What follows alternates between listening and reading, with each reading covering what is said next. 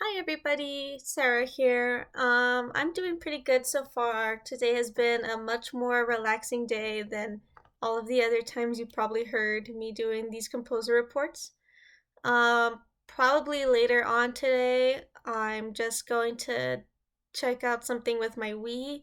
One of my friends is going to hack it for us so that we can get some games. So don't be a snitch and tell Nintendo, okay, guys? I trust you. I trust you all. And yeah, and then we're probably gonna eat, and then I'm just gonna be grinding out some Dragon Ball Breakers and Fortnite with him later on tonight too. So that's gonna be fun. And also, my dad just came back from Albuquerque for the weekend, so we're gonna be hanging out with him. And that's pretty much how my day's been today. Very relaxing, very lazy, so that's nice. The composer that I chose was John Corigliano Jr. And when looking at, or why I chose him is that when looking at all these composers and what they do, I usually just look them up, a quick Google search on Google, and his and the way that he's won like a bunch of these awards and stuff really intrigued me. So that's why I wanted to look into him more. And so, from what I gathered, born 1938, he's the son of a violinist also named John Corigliano. He was a concertmaster for the New York Philharmonic for 23 years. And from what I gather, what a concertmaster is that they're first chair violinist. So that make sense. And that his mom was an accomplished educator and a pianist. So he had a musical background, a musical family. He studied at the Columbia University, and then afterwards he would work as a music programmer for the New York Times radio station. And what I found interesting that I didn't know is that he worked with another composer that I talked about, Leonard Bernstein. And so I thought that was funny that they worked together. What a coinky dinky, as I would say. And he worked with him for the Young People's Concert series for CBS. So that show that Bernstein would do that I talked about before, I'm assuming that that's what that was, or one of the programs. So he helped him with that, perform some of his works there. So I thought that was cool. He was also a distinguished professor. He taught at the Manhattan School, Juilliard School, and the Lehman College. And he has a lot of different variety of works under his belt as well.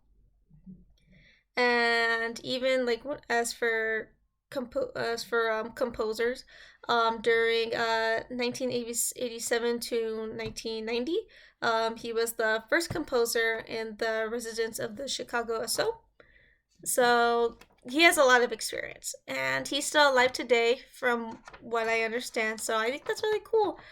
Um, some of his works include films. He worked on films like Red Violin, Altered States, and Revolution.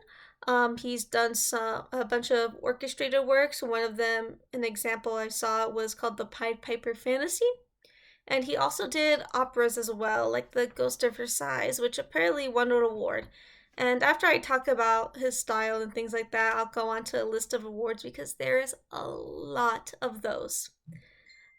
His style is, before he worked with Bernstein, actually, he had a different style. It was described as tense, histrionic outgrowth of the clean American sound of people like Barber, Copland, Harris, and Schumann. So I'm assuming he had a lot more of a traditional kind of style, and that definitely changed. Oh, sorry, computer. That changed when he worked with Bernstein at the New York PO. So they described it as he embraced an architectural method of composition. So that's a lot more of the abstract modernist styles that I think that we have gotten used to of looking at these composers. So it's abstract dramatic styles, and the way that they described it, I think, was interesting. Often sketched through words and or images with these pieces. So in one of the examples here, let me see if I can find it. Oh boy. it was described as using some of the um, vocabulary that we have used, things like his tonality and also, okay, there we go. Tonal, microtonal, timbral, serial, and aleatory. So I think that was interesting that there was a wide range of musical material and styles that he would do. And he wrote for a lot of music, and for some of the awards that he got, which were a lot, and they're kind of closely condensed into the 90s, which I think was interesting. So he had the Guggenheim Fellowship in 1968, Grand Meyer Award in 1991. He had two Grammys for both Best Contemporary Composition, both in 1991 and 96. The Composition of the Year Award from the International Music Awards in 1982, which was for that opera, The Ghost of Versailles. He also got an Academy Award for the score for The Red Violin in 1999, a Pulitzer Prize in 2000, gold medal, the gold medal of National Arts Club, and President's Medal for George Washington University, both in 2002, and the Peabody Medal of Johns Hopkins University in 2004. So they're very closely linked together. The article that I have, when was this published? Published in print in 2001.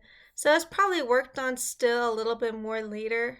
But so I'm not sure if he's won any more other awards in recent times, but these are all pretty condensed. So this is probably the time when his works, when he was checking these things out. One of the pieces that I wanted to talk about today was called the Sonata for a Violin and Piano Allegro. And so it's both a violin and piano duo piece. And it starts off both of them playing in both these loud off-key pitches. There is a lot of tonality and repetition in this piece, and one of the examples is in, oh, that was weird, the light changed. Okay. There's a lot of tonality and repetition in one of the examples I gave was in the 22-second mark. This piece is a much more lighthearted, fast-paced, whimsical kind of piece. I noticed that there's a mixture of homophonic and polyphonic in this piece. That the homophonic part would probably be the violin. It's very noticeable and out there, and the piano kind of does a bit of both, where it's either following the violin or doing its own thing. The piano is both a mixture of these low and high octaves. So one part it'll be like, oh, here's this low sounding part, and then it'll immediately jump to a higher sounding note. In the 57-second mark, the tone changes from that whimsicalness, and then it gets a little bit more as this, oh, something's about to happen soon. And then in the 1 minute and 3 second mark, piano moves in this downward motion as the violinist is plucking the strings. And then there's this swirl in the 1 minute 8 second mark from the violin, so it just goes, that kind of thing that's so weird to describe, but it's like that. And then there is a sharp crescendo at the 1 minute and 12 second mark.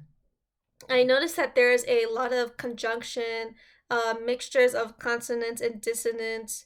Parts where it goes from, oh, it's really loud in pitch to very soft and quiet, then to immediately loud again. And so I think that's interesting that there's a lot of variety. You can definitely tell it's that new wave, like modernist kind of feel, where it's just playing around with it, with the vibe that it's going for.